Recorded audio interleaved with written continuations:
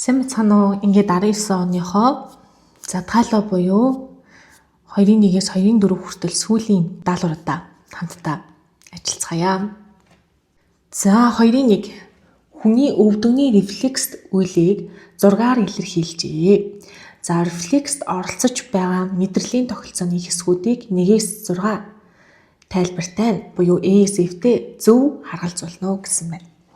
За энэхүү задгаа даалгаврыг ажиллахаас өмнө бид нар юуг анхаарах ёстой вэ гэхээр рефлексийн ном хэрхэн ажилладаг вэ гэдгийг сэргээ санах шаардлагатай болж байгаа. Хэрэглээд хэдүүлээ энийг ажиллажээ.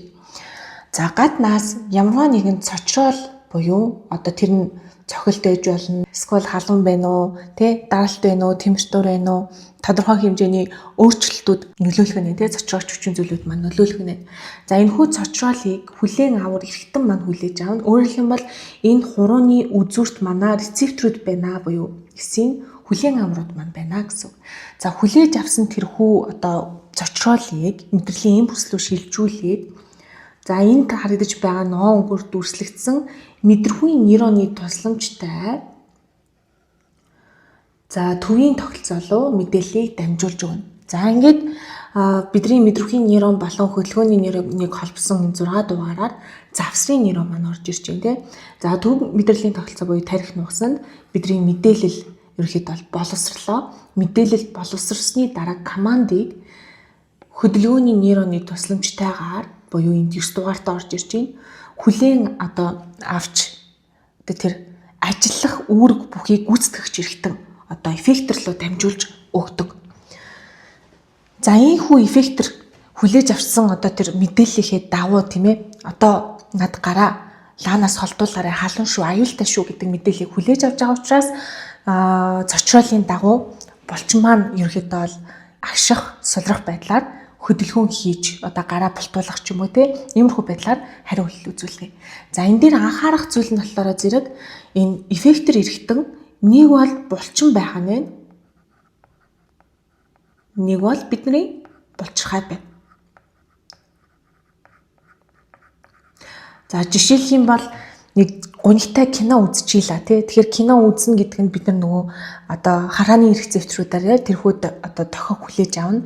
Тэр кинон дээр яг ямар үйл болоод байгаа юм бэ гэдгийг тархиндаа боловсруулна Тэгээ эргээд энэ нь ямар гунигтай юм бэ гэсэн сэтгэл хөдлөлөөсөө улбаалаад өнөө хөдөлгөөний нейроноор маань нөгөө өөрийн ирэхгүй тэр уйлах гэсэн тэр сигнал маань дамжиж хурж ирээд нулимсны булчирхайг төвчүүлнэ. Ингээд уйлна ч юм уу иймэрхүү байдлаар ерөөхдөө бол рефлексийн ном маань ажиллаж идэг байна. Тэгэхээр цочрогч гэдэг маань өөрөө гадны нөлөөлөгч хүчин зүйл байна хүлээн авар гэдэг нь болохоор мэдрэхүйн эрхтнүүд дээр байрлаж байгаа гадаад тэр өөрчлөлтийг хүлээж авах одоо гол үүрэгтэй ийм рецепторууд байдаг байна. Тэгээ энэ нь цаашаа мэдрэлийн импульсийг үүсгээд мэдрэхүйн нейрон руу мэдээллийг дамжуулна. За хүлээж авсан мэдээллийг төв рүү мэдрэхүйн нейрон дамжуулна. Мэдрэхүйн нейрон болон одоо хөдөлгөөний нейроныг завсрын нейрон бол холбож идэг онцлогтой. Тэгэхээр завсрын нейрон маань одоо нуусны бор бодисд барилж идэг онцлогтой ахны. За тэгээ хөдөлгөөний нейроны хувьд бол боловсрсон мэдээллийн дүнд үүссэн командыг одоо тэр гүйцэтгэгч эрхтэн болох эффектор руу дамжуулж идэг. Харин эффектор маань гадаад орчны өөрчлөлтөд яг ингээд хариу үзүүлэх нэ. За ингээд аваад үзсэн юм бол манай одоо энэ нэгдүгээр тасгал бол маш амархан болж байна мэдрэхүйн нейрон гэхээр зураг дээр маань манай мэдрэхүйн нейрон 4 дугаартай гэсэн байна. Зөв байна уу гэдгийг хэдүүлээ шалгая. За зүйтэй 6 одоо энэ 5-аар ингэж цохилтыг хүлээж авлаа Цохилтыг хүлээж аваад тэр цохилтын мэдээллийг дээшээ чиглэлтэй сум энд орж ирж байна. Тэгэхээр 4 дугаартай маань яалтчгүй манай мэдрэхүйн нейрон болж өгч байгаа байх нь. За би хөдөлгөөний нейроныг 3 дугаартай гэсэн байна. За харах юм бол цохилоо мэдээлэл 4 дугаартай мэдрэхүйн нейроноор дамжлаа. Завсрын нейрон 2-оор орж ирж байна. За 2 завсрын нейрон зөв байна За завсрын нейрон маань мэдээллийг хөдөлгөөний нейрон руу дамжууллаа. Хөдөлгөөний нейрон доошоо чиглэлтэй байх ёстой Тэгэхээр доошоо чиглэлтэй дээр 3 дугаартай энэ одоо 2 сум маань орж ирж байна. Тэгэхээр энд зөв хийжээ. 4 3 2 зөв байна. За нуусны цагаан бодис гэж энэ D. За D-г харах юм бол 1 дээр орж ирсэн байна. За зүйтэй. Энэ манай нуус байна тийм үү? Одоо энэ хэсэг чинь тэр чигтээ нуус гэсэн үг. За тиймгүүд нэг дугаартай буюу гадна талын энэ хэсэг маань цагаан бицээр орж ирнэ. Харин энд байгаа эрвээхий шиг хэлбэртэй энэ бараан өнгөтэй хэсэг маань манай бор биц байгаа. Энэ бол бор биц. За тийм учраас 2 дугаар дээр нуусны цагаан биц гэдэг нь 1 дугаар дээр гээд манай энэ D маань зүв болж байна. За дараагийнх нь хүлээн авуур гэсэн байна. За хүлээн авуур нь 5 дугаартай зүйтэй. Энэ дээр нөгөө цахилоо тэнгууд өвдөн дээр барьж байгаа рецепторууд маань өвдөлтийг хүлээж авлаа тий. Тэгэхээр 5 дугаартай бол зүв байна. За F маань 6 дугаартай орж ирж байна. Ажиллах хэрэгтэн. За 6 дугаартай харангууд хөлний энэ гуйны булчин орж ирсэн биз дээ тий. Тэгэхээр нөгөө хөлөө татах ч юм уу эргээд өшөглөх тэр хариу үйлдэлийг үзүүлж байгаа учраас энэ маань манай эффектээр хэрэгтэн ялтчихгүй юм байна. Рефлексийн нумаа мэдчихлээвэл энэ бол маш амархан баргалжил 6 оноогоо ав гэсэн тасгал юм шүү. За 2. Хүний үйл ажиллагааны нөлөөгөөр экосистемд гарах өөрчлөлтийг зөв харгалзуулаарай. За ингээ харангууд экосистемийн мөхөл орж ирсэн байна 6-гаар. За 5 дээр озоны давхрах цоорох орж ирсэн байна. За 4 дээр хүчлийн бороо, 3 хүлэмжийн үзэгдэл, 2 ой мод туслах, 1 аарын бохирдол. За A-ээс ахуулаад бүгдийг нийтүүлээ харъя. За агаарт CO2, CH4 энэ хоёроо одоо усны уурын хэмжээ нэмэгдэх гэдээ ороод ирж байна тий. За энэ маань өөрөө юугаар орж ирж байна гэхээр бидний гол авах зүйл бол CO2 тэгээд энэ хараа CH4 гэдээ ороод ирж штэ. Тэгэхээр энэ тохиолдолд энэ маань хүлэмжийн үзэгдлээрээ орж ирдэг. Ийм онцлогтой. За дараагийнх нь болохоор агаарт төрөл бүрийн хий хорт бодис тоосонцор гэдээ ороод ирж байна тий. Тэгэхээр тоосонцор хорт хий гэдгээрээ бид нар юуг авах вэ гэхээр B маань шууд агаарын бохирдол очно гэсэн үг. За дараагийнх нь агаарын нарилгадаг хүхэрлэг хий азотын эсэлтэлтийн хэмжээ нэмэгдэх гэж байна тий. Ирсэн маань бол ялцчихгүй яах нь хүчлийн бороолгоо орж ирнэ. Хүхэрлэг хий гэдгээс нь ерөнхийдөө хинтээ авчиж байна гэсэн үг. Энэ 7 дугаар ангийн нөгөө сурах хүчиг дээр сүүлийн бүлэг дээр байдаг тий. За биологийн төрөл зүйлүүд устдах. За төрөл зүйл устна гэдэг нь яалтчгүй мөхлийн хэмжээнд яригдана. Тэгэхээр D бол 6-тай холбогдно. Экосистемийн мөхөлтэй холбогдно. Ой модыг их хэмжээгээр огтлох гэдэг нь яах нь ой модын устгалтай орж ирнэ. За энэ бол нэг амар андуурч бол яахгүй баад. За дараагийнх нь фреоны хий. За фреон гэж аваад ирэх юм бол озоны давхрын цооролтойгоо нөгөө хөргөгч хөлдөгч зэрэгт байдгаа хөргөчлөгчний хаалгыг удаан битгий онгорхоо байлгаа гэлдэг шүү дээ. Тэгэхээр энэ маань озоны давхраг цоорохтойгоо уялдаж орж ирэх нэ. За ингээд 2-ын A-ийн 3, B-ийн 1, C-ийн 4, D-ийн 6, E-ийн 2, F-ийн 5 гэсэн хариулт зөв хариулт байлаа. За 3. Доорох ихийн 1-6 дугаар тохирох үгийг A-ээс F дугаарт байгаа үгүүдээс нөхөж бичнэ үү гэсэн байна. За 1. Эцэг эхээс үр удамд дамжих үзэгдлийг удамшил гинэ. За юу дамжиж байгаа илээ? Шинж тэмдэг гэд авчи. Эцэг эхэд байгаа онцлог шинж тэмдэг үр удамд дамжин тий дараагийн үед дамжин. Тэгэхээр 1-ийн F-ээр авлаа. За дараагийнх нь амьд бие махбодын шинж тэмдэг өөрчлөгдөн хувирна гэж байна тий. Өөрчлөгдөн хувирна гэхээр угаасаа хувьсэл маань орж ирж байгаа юм тий. Тэгэхээр 2-ын D-гээр авъя. За удамшил хувьслын зүй тогтлыг судалдаг биологийн шинжилгээ ухааны салбарыг гэх юм байна тийм ээ. Тэгэхээр энэ дээр B-ийн 3, энд B гэж бичиж байна. За удамшил хувьслын зүй тогтлыг судалдаг биологийн шинжилгээ ухааны салбарыг генетик гинэ. За 4 дээр ийм дүнд тухайн орчиндөө илүү зөгцсөн. За орчиндөө дасан зөгцсноо гэж ороод ирэх юм бол ерөөсөө л байгалийн шалгуулаа бодно. Тэгэхээр манай 4 дээр байгалийн шалгалт буюу E орж ирнэ. За орчиндөө илүү зөгцсөн удамших хувьсэл бүхий бодгаалууд мэд үлдэж. За тэгээд төрүүлж үржин гэдэг нь үр удам мэдээж төрүүлнэ те. Тэгэхээр E-ийн 5 дээр E явчих. За зориудын шалгалтын дунд хүний ашиг сонирхолд нийцсэн тодорхой шинж чанар бүхий амьтны үйлдэл урамлын сорт бичил битний омог гэж ярьдаг. Тэгэхээр C-ийн 6 буюу 6 дээр C явчих. За одоо бүхлээр нийтүүл уншаад үзье. Утга зүй алдаа гарч ирж байна. За F шинж тэмдэг эцэг гэхээс үр удамд дамжих үзэгдлийг удамшил гэж нэрлэдэг. Амьд бие махбодын шинж тэмдэг өөрчлөлтөд хувирах чанарыг хувьсэл гин. Удамшил хувьслын зүй тогтлыг судалдаг биологийн шинжилгээ ухааны салбарыг генетик гинэ. Байгалийн шалгалын дүнд тухайн орчиндөө илүү дасан зохицсон удамших хувьсэл бүхий бодгалууд мэндүүлдэж үр удам төрүүлж үржин. Зориудын шалгалын дунд хүний ашиг сонирхолд нийцсэн тодорхой шинж чанар бүхий амьтны үйлдэл, урамлын сорт, бичил битний омог гаргаж авдаг.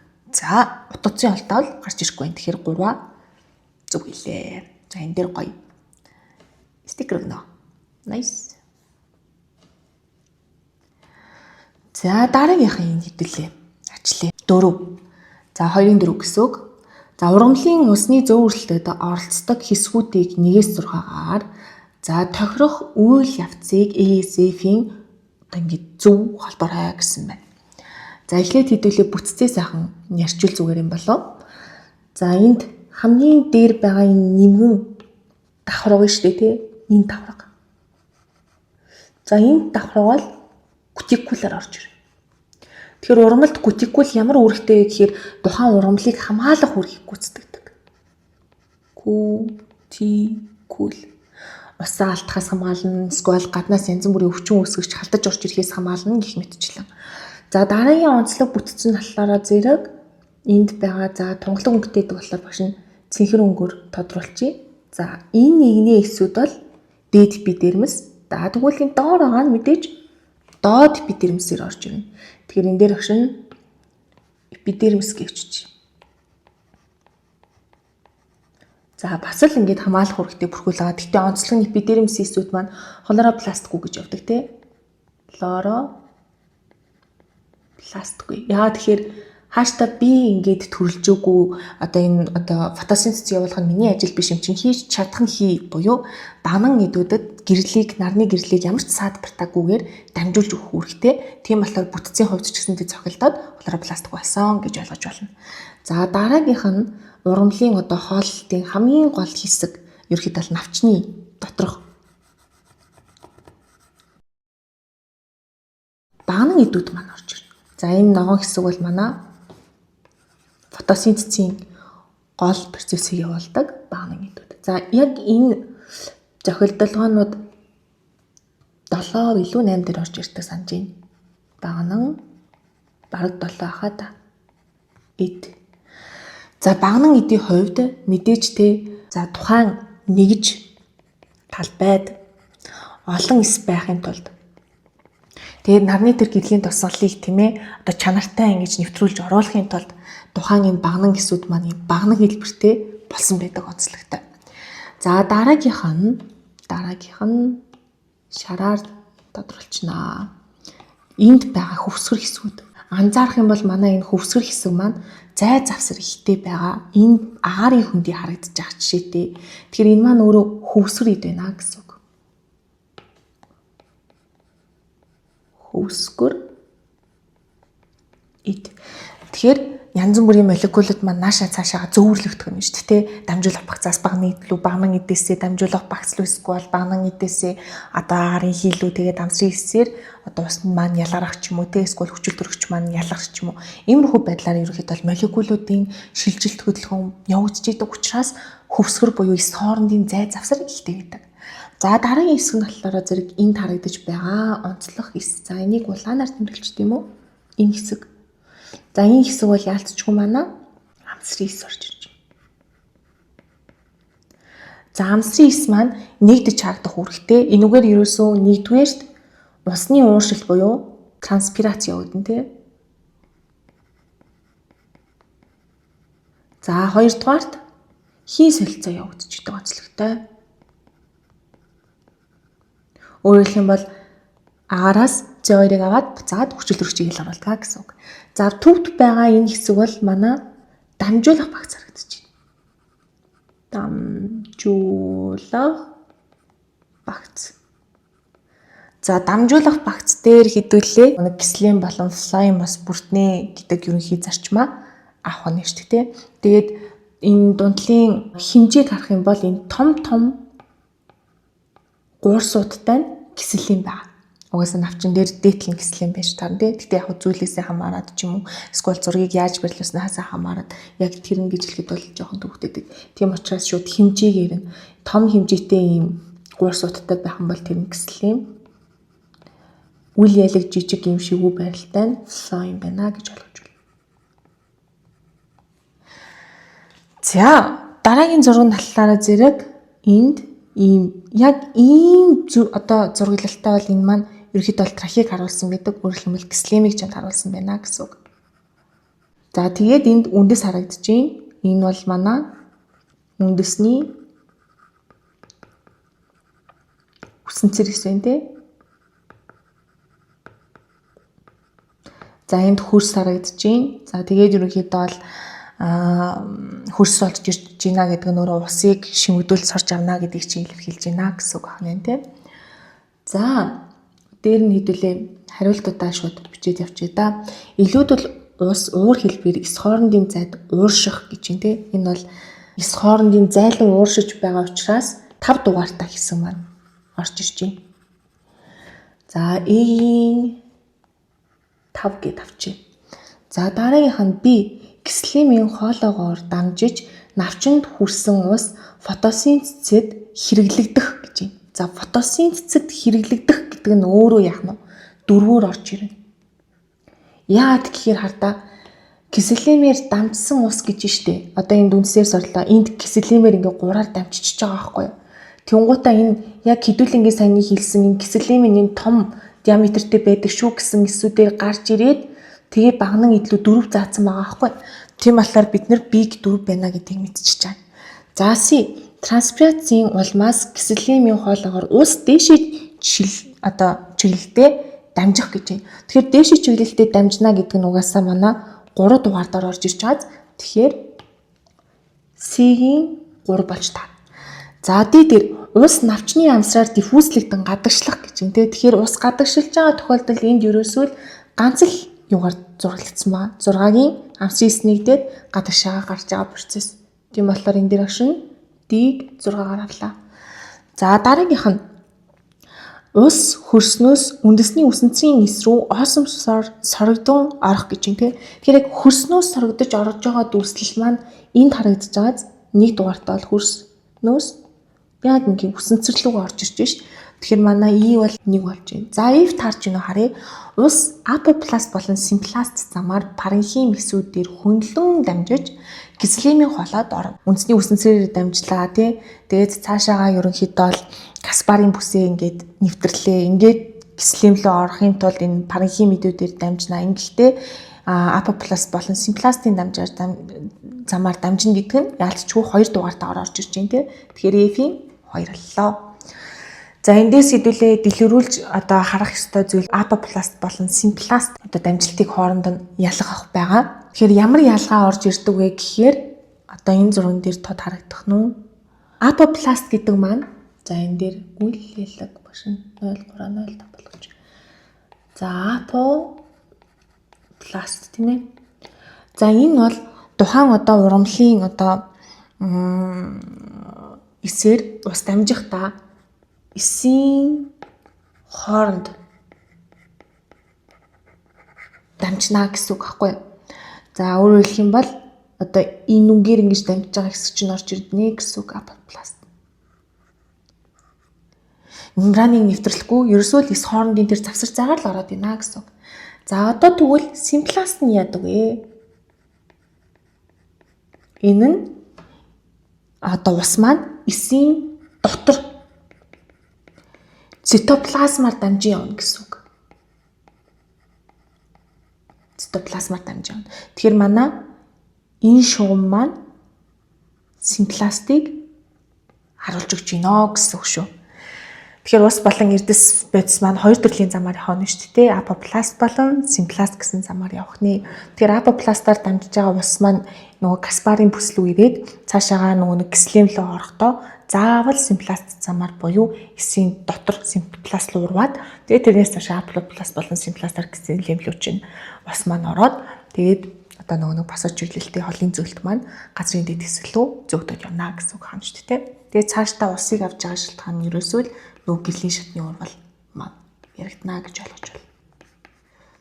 Усыг авлаа. Усыг чинь электрон болон протоноор нь задлаад тэгээд ашиглана гэсэн. За 4 дээр A-ийн 5, B-ийн 4, C-ийн 3, D-ийн 6, E-ийн 1, F-ийн 2 зөв хариулт маань нэлээ. За энэ үртэл төвчээртэй урт хугацаанд сувгтайгаа хамт байсан үзэгчдэд баярлалаа.